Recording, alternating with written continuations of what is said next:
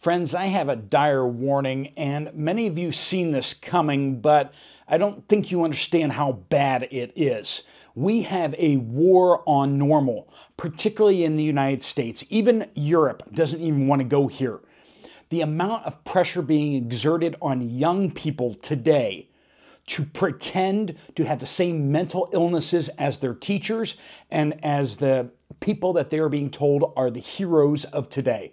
The biggest victims are the biggest heroes and friends. They're being told in order to be cool, in order to get scholarships, in order to get enrolled into good colleges, you need to be a bigger victim than anyone else. Friends, this is really starting to hit the scoreboards in some crazy ways. I'm going to tell you, I want you to pop down a guess down in the comment section down below. What percentage of high schoolers claim to be LGBTQ whatever? Non-heterosexual. What percentage of high schoolers, we're not talking about college kids who are just crazy by nature, high schoolers, what percentage? Tell me what you guys think, and I'm going to tell you that in just a moment. Welcome to the Poplar Report. I'm Steve Poplar. I'm an accountant by trade, and we're covering the things that the mainstream media doesn't want to cover at all. They want to sweep under the rug. They don't want you to understand the pressure that's being exerted on these young people. If you appreciate what we do here on this channel, make sure you are subscribed. Make sure you haven't been unsubscribed, right? We've seen that, and hit that like button if you could. All right, so the answer to that question. What percentage of young people in high school, okay? It's at 25%. Yeah, it's this minority thing, and yet somehow 25% of high schoolers are in this category. Okay, you see how the pressure is really making a lot of these kids pretend that they have the same mental illness. And it gets even worse after they get out of high school. This is for Gen Z adults, okay? 28% of them. That's almost 1/3. So when you start looking at almost 1/3 of young adults are either having mental illness or pretending to. Where's that coming from? Why would they do that? Well, do you realize the benefits that you get if you just stick this little tag on your shirt, put that little ribbon on, or just tell people at appropriate times, oh, I'm this? Especially when it comes to certain categories that you don't limit your options anyway, okay? This is absolutely insane. And this is one of the more telling stats I'm going to share with you right now. More than 1/3 of white students lie about their race on college applications. This is a survey that found this. They were asked to self-report without any consequences on whether they had ever lied about their race in order to try to get into a school. So if white privilege is a thing, why would white people be pretending not to be white? That's a question for you. It sure seems like white people, when actions come out, seem to indicate that there's a white disadvantage. A white disadvantage. And one of the things that's really kind of caught my attention too is when I was at the World War II museum in Amsterdam about the Dutch resistance, and seeing how the German machine kind of unrolled all of its things against those who are different, particularly those who are Jewish. And one of the things they went after was they wanted you to self-identify. They wanted you to sign a thing saying that you had none of them in your ancestry. And then they'd verify that to make sure that you didn't actually have anyone. And then once you've self-identified as that, once you join the team master race and everything, then they were like, oh, well, okay, well, you're in, you get all the benefits. And so there was a struggle inside the people in the Netherlands is like, you know, I may not have anyone in my ancestry, and so I could sign that, but if I do that, then I'm basically making it easier for them to target those who haven't, right? And so we're having echoes of that today, where this getting people to declare their ethnicities because there's going to be benefits for people who have certain ethnicities. And if you're like, Steve, that really sounds like the R word. Yeah, I mean, that's what the R word means. When you look at somebody and you either give them benefits or disadvantages based on the color of their skin or their parentage, that's what we're talking about here. And when you start only granting entrepreneurial $20,000 gift cards that don't have to be paid back, they're not loans, they're loans in name only, is what the one presidential campaign person has said. But that's only going to be for people whose skin pigment is a certain percentage dark. Is that fair? Is that right? Is that what we've come to? Where you need to be somewhere on the victimhood tree? You and I, we're not too susceptible to that, I guess, right? I think that you and I are probably going to be like, you know, I don't care what people think quite so much, but I want you to think back to a day back in high school where you were a little more impressionable. And imagine all of the teachers, all of the society putting pressure on you to come out and to admit that you are part of this special group of people that should get special privileges, that should get special social distinctions. They should get special financial backings and should make it a lot easier for them to get into careers and well-placed schools. Do you think that maybe back then you would have said, well, maybe I'll just stretch the truth just a little bit. Maybe I'll just say that I'm still exploring. I'm still thinking about it. And that's what you see where a bunch of these numbers land, is that a lot of these kids are checking the box, still not sure, which puts them in the LGBTQ community. Basically what they're saying is, I haven't found out which box in this community I fit in, but I'm in the community. And that's how it's being taken. So this political powerhouse, 25% of high schoolers, 28% of Gen Z adults claiming to be in this camp.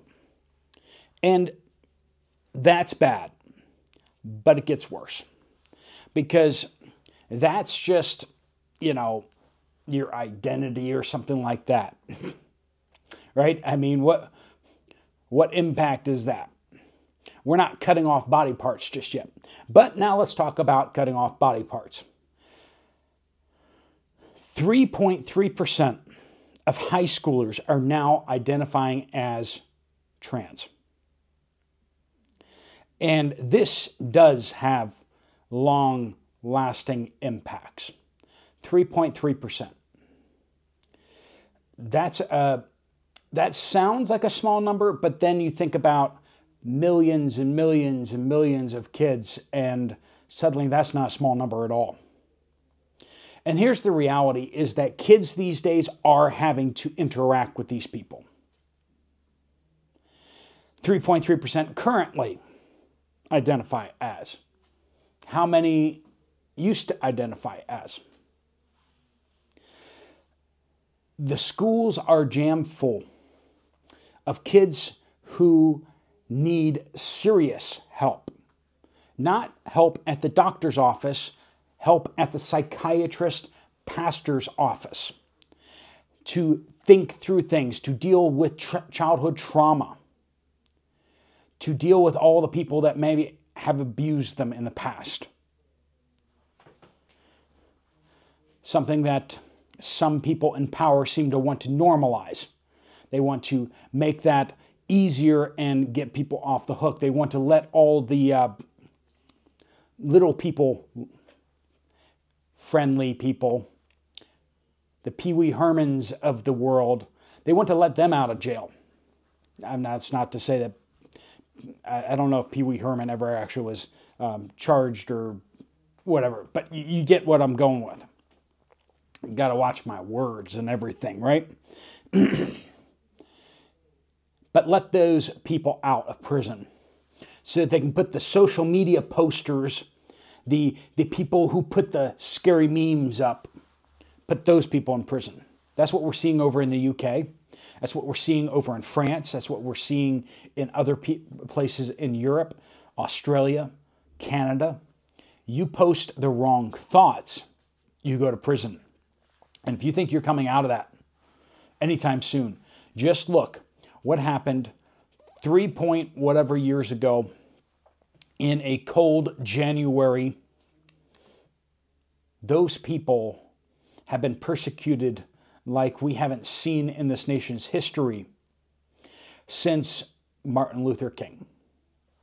Is that fair to say?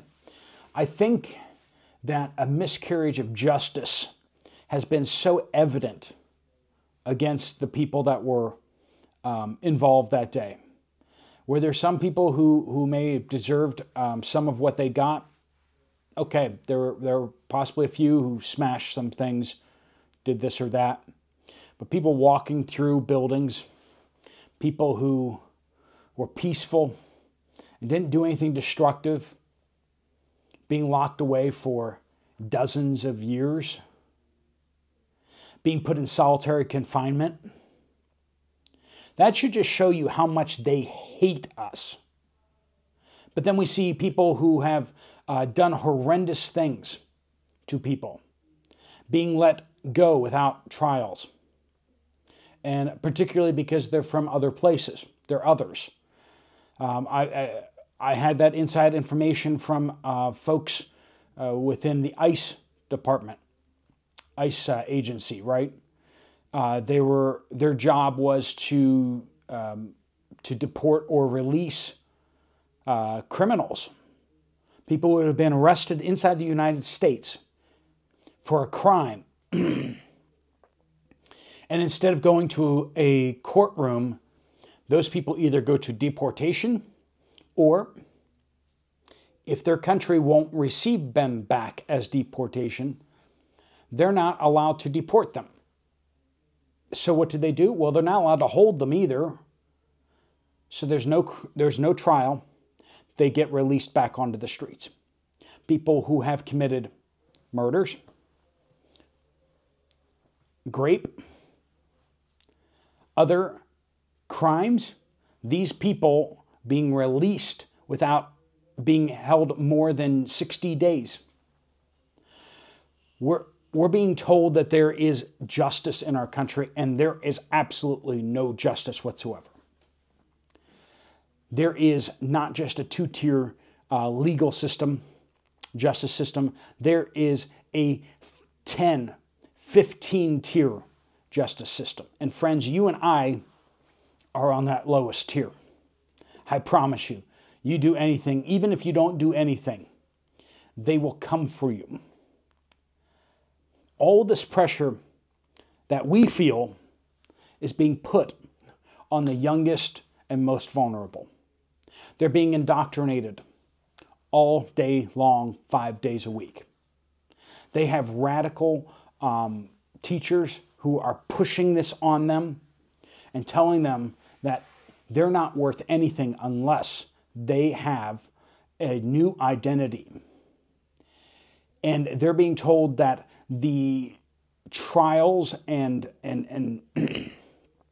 angst that is so typical of the teenage years is actually indication that they need to take strong drugs that are not even cleared for medical use for other applications, experimental medications, and to have surgeries performed without even their parents being notified. This is the answer that they're telling us.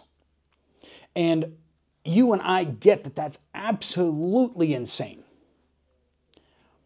But young people that a lot of their parents don't even take them to church anymore. They don't have any other outside influences. They just have this pressure on them. And they're being told, don't tell your parents. They won't understand. They'll give you bad advice. You can trust me. I am an advocate for our kind of people. People who struggle like you and me. And this is insidious. It's like the recruiting that happened in Germany for young people, where they were indoctrinated and turned into these robots that would do anything that they were told to do. And that is really the end game. Friends, I hope you understand how scary this is. As I've said before, and it may sound like I'm overstating things, but these are the people, these young people are the ones who will be cheering as you get burned at the stake. These are the people that will salute and do what they're told to take away your rights and liberties. These are the people that will salute and then kick in your front door and end you in the middle of the night because they were ordered to do so. They are becoming dependent and conditioned to do as they're told, to be told that there is no other truth out there other than what the government and what these radical leftists are telling them. Friends, we can win an election, but we need to win back a generation or two now. We need to win back a few generations. Now, my answer to this is quite simple. These generations need Jesus. Some of you are not on the same page as me on that. I get that. But I think that you can agree that these generations need rules, morality. They need to come back to traditional understandings of reality, which are accepted around the world. And to give up these insane theories, these insane thoughts that are being used to isolate them and to control them. How do we break through? I hope that some of the political solutions that we have going on out there, it's encouraging to see Gen Zers really questioning a lot of stuff, on their own. But they are looking at tossing out the crazy stuff, but they're accepting other crazy things, and that is worrisome. Friends, be praying for the young people that you know, the young people in your family. Be praying for the young people in your community. And when you have an opportunity to step out and serve, know that these kids, these high schoolers, these college students, they're hungry for relationships. They don't have real relationships. And they are being connected to these crazy people who are leading them very far astray. We need more rational, sane adults helping them to make real connections. So if you have opportunities, please do take them, whether it's serving in your church youth groups, or whether it's volunteering at schools, or it's just reaching out to family members who have younger high school, middle school kids. Maybe you can be a help and a light to them. Food for thought. All right, friends, it is worse than what you think, but I think that we also do have some ways forward if we do seize them.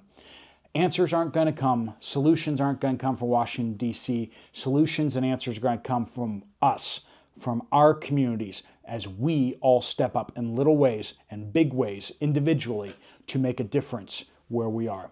All right, friends, thanks so much for joining with us. If you want to check out another video from this channel, there's one right up there. I'll see you over there, or I'll see you guys later. Steve Poplar of The Poplar Report, out.